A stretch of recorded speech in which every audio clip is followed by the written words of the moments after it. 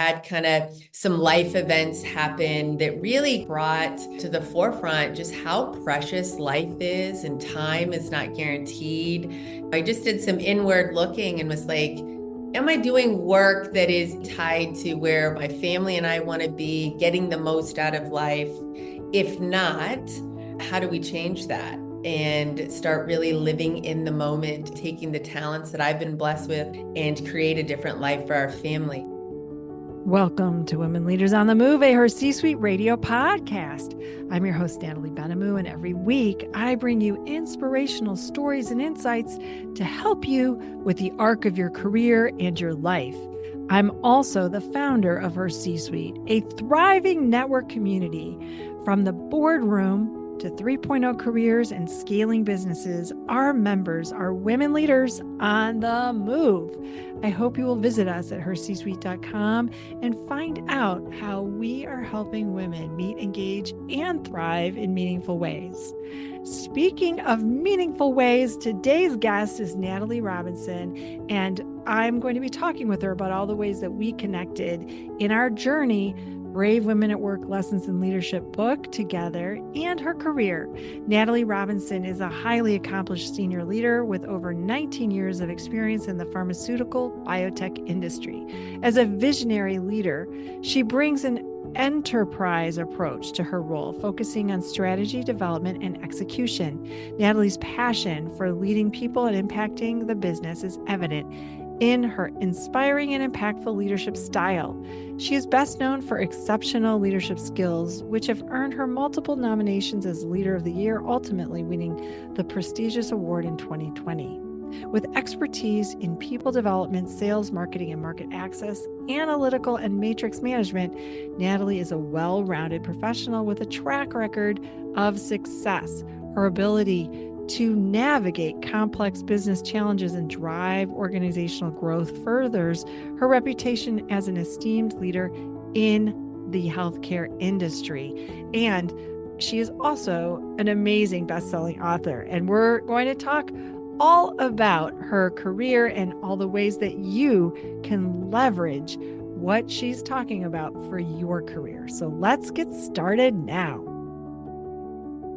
Natalie, I'm so excited to welcome you to Women Leaders on the Move, a Her C-Suite radio podcast. Thanks for being here today. Oh man, thank you so much for having me, Nat. It's fantastic. And you know, I think out of 300 interviews between my two podcasts, you're the first Natalie. So it's really fun that I'm talking to someone with the same name. It doesn't happen very often. It's so funny you say that. We'll put this number 2 on the list now with the book, and we have this. Yes. And I like you. I haven't met many Natalies either, but I'm very impressed with you and all of you've accomplished and how wonderful you are. So if I'm going to share my name with someone, I think it's a good match. Same. So I, of course, know you because we've gotten to know each other pretty well through the arc of what we've been doing. But for our listeners who may not know, share a little bit about the arc of what brings us today to this moment, because you have had such an interesting career and you've done this big transition. So I can't wait for them to hear all about it. Yeah, no, thanks, Nat. So I think for me, when you said women on the move, I mean, I've really been on a move, an international one that we'll get to. But a little bit about me, I really think it's important to share that I was a young female athlete because that really molded and shaped a lot of who I am and my core principles and just a lot that I carried into the business world. So post-college graduation, I got into healthcare and have been in the biotech and pharmaceutical industry for almost 20 years now. And it's been an incredible ride. I've been with the Fortune 500 to the medium size to the startup. So that experience in each one of those moments in my career I've learned so much and I've met so many incredibly talented people. And today where I said, I had kind of some life events happen that really kind of brought to the forefront just how precious life is and time is not guaranteed. And I just did some inward looking and was like, am I doing work that is really tied to where my family and I want to be, getting the most out of life?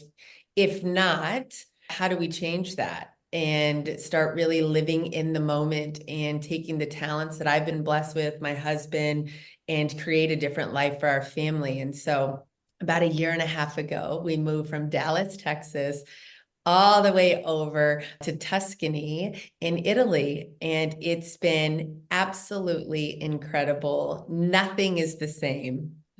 Everything has been a new experience, and it's one that's just been so welcomed and so amazing. Well, we'll talk about Italy in a minute because I think my husband's from Italy, he's from Piacenza, and we talk about this, but I want to focus first on your story with being an athlete, because I think that really does shape our leadership and how you have discipline and how you view teamwork and how you related this in your story. And of course, I'm going to give a shout out to our book, Lessons in Leadership, our Brave Women at Work Lessons in Leadership that we've done. But talk a little bit about that experience and how it really set you up for taking on leadership roles in your career. No, thank you. Yeah, it's funny, and I kind of talk about it in this book experience and being an author is not something I had ever even thought would be a possibility. And so when presented with the opportunity and on the topic of leadership, I just tried to think really strongly about when did I realize how important a good leader is and the detriment of a bad one. And it was just like, bam, it hit me that soccer, hello, when you were young and all of the experiences that I was participating in. And so in third grade, I joined because I wanted to play with my neighbor friend down the street, and I wanted to be on her team. And I went to sign up for the field mice, and they were booked. And so I suddenly got thrown onto this other team who was amazing, by the way. They were the Cubs. They were the best in our little age group. And so here I am, no soccer experience. I just wanted to hang out with my best friend more and was thrust onto this team. And my parents said, do you want to wait until next season when you can join and you can go with Lisa and it'll be so much fun? And I thought about it, and I don't know why, but I was like, no, I'm going to give it a try. Maybe I'll make new friends. Maybe I'll learn the sport. Let's see what happens. And walking out onto that field that day, the inner courage it took to walk out to a group of girls that already had this incredible bond, knowing that I was going to absolutely be the worst player on the team, and meeting a coach for the first time who was responsible for teaching me the sport and integrating me into the team. And it was just such a memorable time because I learned how important good teammates are. Nobody ever made me feel, and I was the worst one on the team at the time. It was very evident that nobody ever made me feel like that. And my coach made me feel and made the team know we all have a role on this team. And so I was very blessed at a young age to have such an incredible experience that really started to set the foundation in how I had confidence in myself and how I learned that it doesn't matter your skill set, you're new on the team, you're tenured. As a leader, you have the opportunity to create cohesion, collaboration, welcoming. And when you're really good at it, it does so much more for the person than just the job. It changes and can have such a positive impact on who they are and what they take home and how they interact outside with in other communities and how they carry themselves. So that was really, really important to me. And I grew up and went through all the way through college, and I had some great coaches. I had some not so great coaches. But the good thing about that too is that on the coaches that weren't strong, I learned what not to do. And the same thing with the top players or the top scorers, how they made some of the people that weren't as good feel. So I always knew if I was ever a coach or when I'm become the best player on this team, I'm always going to lift people up. I'm always going to stay with them after practice. Like, hey, what are we going to work on? I knew the type of person I wanted to be, which helped me play harder so I could get that role on the team. And I think those are very synonymous with how I carry myself throughout my entire career. You're reminding me, and I'm smiling, and for people listening, they can't see my smile, but my daughter played a lot of sports, my youngest daughter, And she started a field hockey team at her high school after playing volleyball. And then she did lacrosse. And then she had a coach who was amazing. Kristen is her name. And she came in and no one knew except my daughter how to play field hockey. So we started this club sport. And there was all these things that we had to do to like start this club sport because the school didn't want to sponsor it, even though it's a pretty thriving sport for girls in the country. But I remember her coach and just helping people and showing them patiently, like, here's how you pass, here's the position. Let's switch it out. You know, when you're the last in the league because no one knew how to play, but we always found joy in the experience. And anytime someone scored, it was like, woo! It was like this big, it was such a wonderful experience. And so I can imagine that was probably like that for you too, a little bit when you're in that ebb and flow, because that's how it goes on teams, right? Sometimes you have the best team, like well, I'm in Chicago, so I'm going to say, you know, when the Cubs won the World Series, that was just amazing. And then what happened? I don't know. So there's these times like Yes. we do have those ebb and flows, and that's like what it is in business too, Right. where as a leader, you have to align and find the people also within the organization. You talk about that. How do you suggest that women can really see the horizon and see what's out there to align with? Because that's really a key thing in raising your leadership. No, that's a good question. I think part of, what I also talk about is my whole idea of like head up, eyes open is really, it's very similar to the field. You got to see how the plays are developing, and you can't see that if you're just looking down at the ball, and you got to see the players in the game, who's in the game.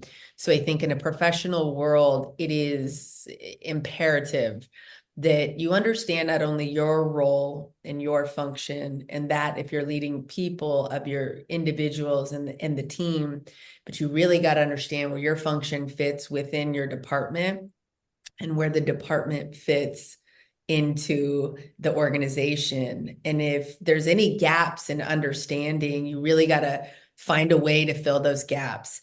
Get to know people. An enterprise approach. I learned at a seminar, it's like, think like the CEO. Really be the CEO, understand what are the functions, how do they come together, get to know these people, put time on the calendar, reach out, advocate for your team, ask questions. As you're walking around going from one meeting to another or at conferences, look around, be observant, ask questions, hear what's going on, ask why, be curious. And I think as you do that, and people love to talk about what they're working on. I've made some of the best relationships with people on other functions within my organization by doing that. And it's incredible who you will meet, and it's incredible what you will learn when you do that. So enterprise approach, understand your role, your function, your team, individuals, and then understand across the organization and the other functions. One of the things you're talking about, it reminds me of aligning to the business outcomes. So if you are, looking to win, and this is something I always talk about, winning leadership buy-in, but if you are looking to get people to come to the table and agree, understanding what the business, you were saying as a CEO, what is important to that CEO for the business, and what is imperative to the leadership team, so that you can align your team with them. And where do you see sometimes that people might fall short in that? Sometimes they might get stuck and they don't see that that's really the path. Yeah. So, and I think it's an easy mistake to make is you have a goal to hit, or you have a certain metric you need to meet, and you are driving towards that, and you are working with your team and you are driving to do that. If you're only focused on that and don't understand your one piece of the puzzle, if you go to any organization and look at their brand plan or look at their marketing plan for the year, you will very quickly notice each area is one section of the business. And so it's important to understand. And if you think as a team, if you do your part, it's very important, but you need the success of the team to win as a whole. So if other areas aren't hitting, you need to understand how you're impacting areas to the right, left, top, bottom within this overarching goal of an organization. So I think sometimes people get so focused on like, but how did we miss our quarterly number? I delivered mine. Well, you're one piece. And so it is important for you to make sure that you are focused and you carry your weight, but you also need to understand and see where you can look to the side to see what you can do. Is there anything you can do? Is there some repetitive work being done? Is there something that they can, it's really important for cross-functional collaboration and to keep an open line of communication with the other leaders of that function, cheer each other on. Have a weekly call. Hey, how are you doing? Where do you need help? What's working over here? Share things like that. And then, you rise the tide together, which I think is really important and can often be missed.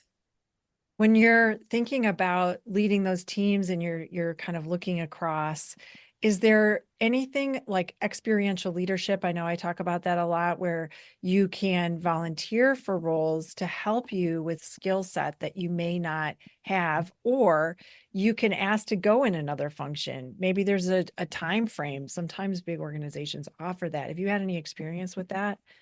Yeah, I have actually. And I think one of the great benefits from coming from my last organization that was a startup under 100 employees and then grew to be massive, which was an incredible experience. But really partner with your HR team specialist, whomever you're working with. Your manager should know too, but really think about yourself. Like, what do I want to do? What roles exist outside of this? Be curious, like I talked about. If you're at a meeting and you're a field representative, if you will, or if you're in the office working on accounting, when you go down for lunch, when you meet other people from the organization, oh, what department are you in? Be curious, start to understand on these quarterly financial meetings that are presented. Understand, see what names are mentioned, start to reach out to people, ask your manager, what can I do? But I think partnering with your HR, in my experience, and asking them, what are some other opportunities as we look overarching? Like, here's my plan for 5 years. Here's kind of what I'm thinking.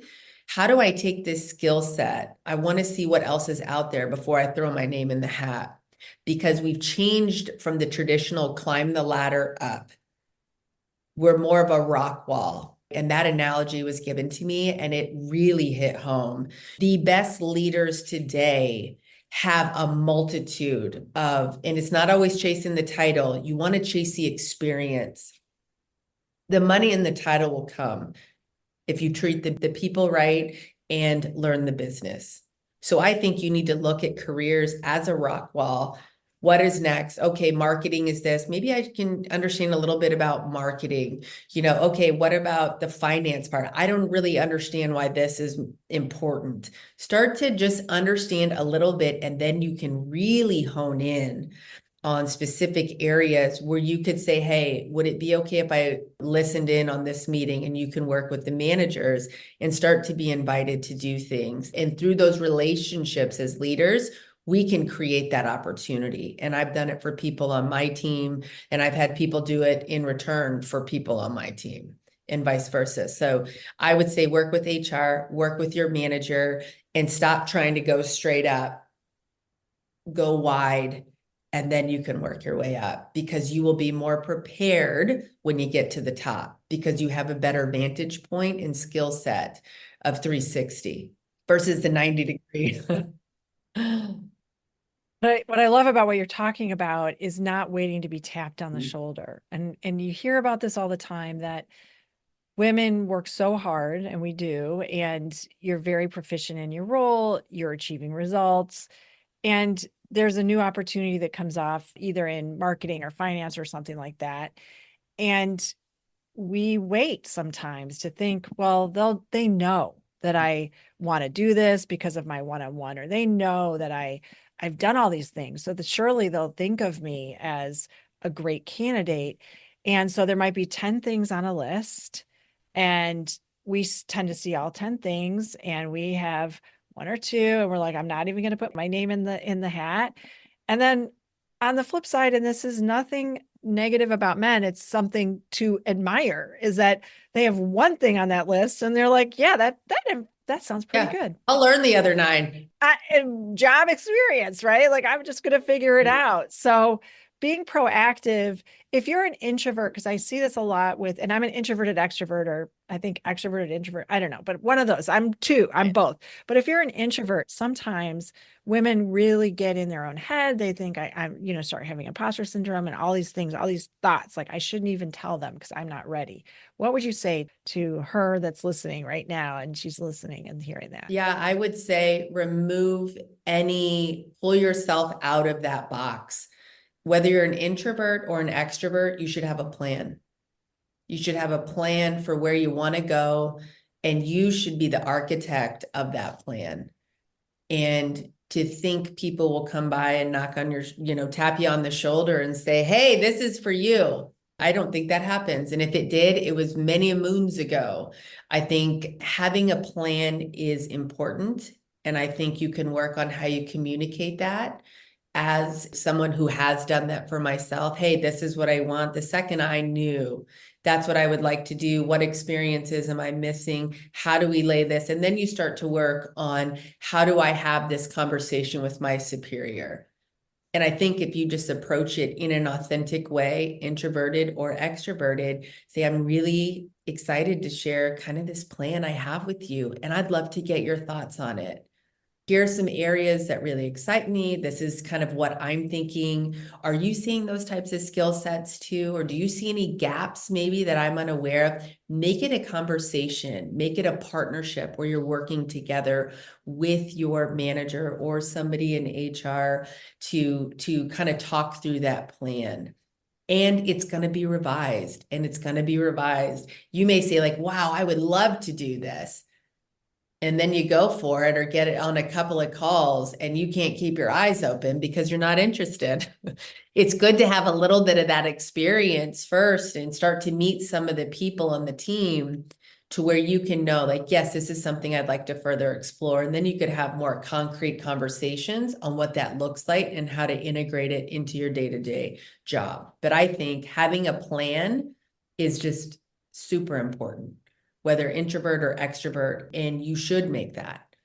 It's for you, by you, for you. And I think, how you communicate that, make it a conversation, make it an open dialogue, be excited, because it should be exciting. It's your future. That reminds me of, there's two kinds of conversations, and I think you'll agree with this, but I'd like to know your opinion on it, is when you approach a leader, if you want to sponsor, you generally go with, this is my plan, and I'm looking to do this. What do you think are the steps I need to take, versus a mentor, which is a lot more interactive and saying like, well, how should I do it? There's two sides of that. And so what's your experience with working with mentors versus sponsors and asking for that help and support? Yeah, so I think you're looking at it right. I think my sponsors that I've had, they were kind of forging the doors open for me. They were having some of those conversations on my behalf for me with the right people. So that's when you kind of play that card, I think. But in the interim, before they make that call, before they do that, you're sharing your vision and your plan with them, getting their feedback, kind of talking to them and starting to understand it. They may have insights. They may be in the department. They may know people in the industry that, hey, I know you could volunteer with this and get to know some of these folks in this area. But really, for me, a sponsor was somebody who went in to have that conversation of like why I should be considered for that opportunity that I seek. A mentor for me was somebody who we shared ideas. Hey, do you think I'm totally off base? Do you know any, it was a very, how do I say, it was just more of a raw conversation. Like for me anyways, it was always, hey, this is what I'm thinking. Am I over my skis here? Or I'm seeing this. Have you experienced this? Or I heard this. What do you believe about this? Is this department going to be shrinking? Is it going to be growing? Or I hear we're expanding here. This is what I'm thinking. So for me, The mentor was a much more friendly, raw, real talk, help me like clay mold that plan and kind of get rid of what I needed, excess pieces I didn't need, and mold what was good and worth molding. And the sponsor opened the door. It was like, here's the piece Natalie's made, and this is why you should accept it, type of a thing. Did you have sponsors and mentors that you went to when you made this big decision? So you were in your career and you won leadership roles and leadership awards, and then you've made this decision to leave the United States and go to Italy. Was there any conversations you had with some of those mentors, or did you really focus inward and with your family more? It was really inward with my husband. And I think the confidence, I knew that if I wanted to pursue healthcare on an international level, which had always kind of been way down the line for me, I thought that's where I did my career, but working out of the US, traveling here, not the inverse, right? But I just looked inward and I felt so confident in who I was, in my accomplishments, in my ability to, outside of that title, outside of that role, I knew that I could bring light, positivity, leadership to any situation and anybody else I was going to meet. And so I leaped into this with faith and confidence in myself and in our family and what was best for us. And it's been rewarding ever since, not without its challenges for sure, but very rewarding. And now you're an entrepreneur. So talk a little bit about that. What is it that you're doing now from healthcare to what you're doing now? Sure. So, since my husband and I met, I mean, we are night and day. If there's two ways to go on a road, he's going right, I'm going left. He's an art major, video production, just has that skill set. And I am very organized, strategic, schedules, this and that. But it's actually really beautiful having this right and left mentality because we cover the whole scope. I mean, if we end up meeting at the same point, but we can tell each other what we saw and we have more of a 360 view of life. And one thing we've always shared is a passion for creating beautiful space in our homes and food and cooking and hosting and entertaining. And our goal since we moved here is we bought 100-year-old villa. It's a historic villa. It's Villa Bertoli, which is from the Bertoli olive oil family, which we did not realize until we moved here from their second son. And our goal since we have been here is really putting our touch while honoring the Italian tradition and the bones and the structure and the craftsmanship, that making it our own. And so we started a company called R Mason. R is a play on Robinson and OUR, and Maison means home. So bringing our home to you. And so we're trying to create this curated lifestyle experience, sharing our timeless aesthetic, which I think we have, and curated experiences through future rental properties, because I want it to be, sometimes you go to rentals or these Airbnbs and like the cheapest things you can find. And I want it to be what we cook on here, quality products, nice stuff, to where it's a real beautiful experience. And then obviously make it tailored to whoever our guests are, and make it's a way of extending our home to them. It's the same aesthetic. So we share the inside of our home, the meals we make and the things we do, because that's what you could expect at one of our rentals. An extension of our home to you is really what we've been working on. Amazing. And I'm so glad that I got to meet you writing our book. And when this comes out, we will know whether we hit you at New York Times or USA Today. But either way, you have led an amazing journey with all of our authors and making it happen for us. I'm so grateful for the experience I've had with you and getting to know you. Thank you for all the leadership that you did on our book and collaborating. And if people want to find out more about you, where should they go? Sure. So we can be found at rmason.co. Fantastic. I will have that in the show notes as well as our book.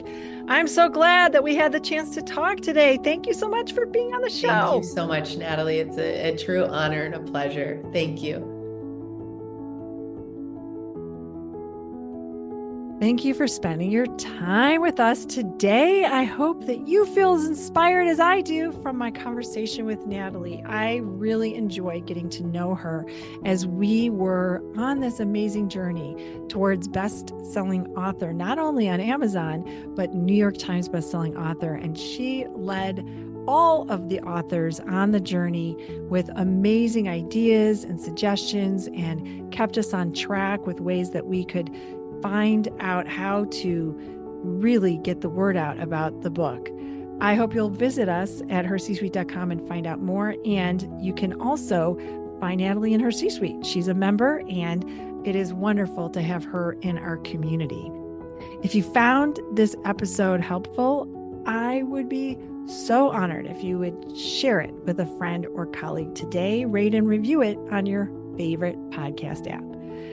Always remember, keep shining your light bright. The world needs you.